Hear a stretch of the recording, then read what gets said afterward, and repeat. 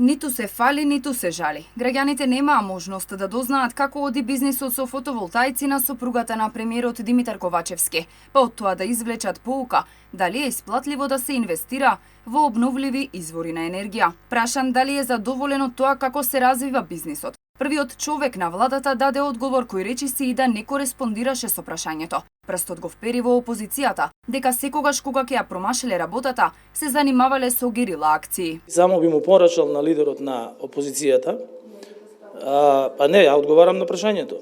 Значи би му помрачал дека секогаш кога ќе ја промаши работата, како што ја промаши во јануари, во февруари, дека ќе имало ново парламентарно мнозинство, што искочи дека не е точно, тогаш веднаш посегнува да лепи герила акции, да прави, како се вика, некакви кампањи, кои што немаат никаква реална основа.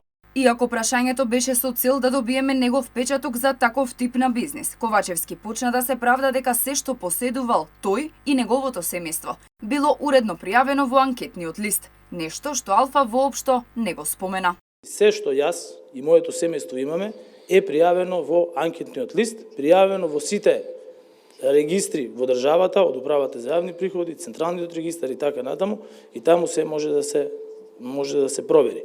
Инаку, да, тоа е иднината, обновливите извори на енергија, не само кај нас, туку и во целиот свет, со тоа што ние, имајќи стратегија која што е водена од институциите, пред се Министерството за економија, во која што стратегија учествуваше и Академијата на науки и така натаму, сме едни од лидерите во регионот во обновливи извори на енергија. Токму за ова ќе бидат наменети и дел од парите кои земјава ги доби како помош од Европската унија. Нашата поддршка е подкрепена со акцијски план кој што треба да обезбеди имплементацијата на одржливите реформи во енергетскиот сектор.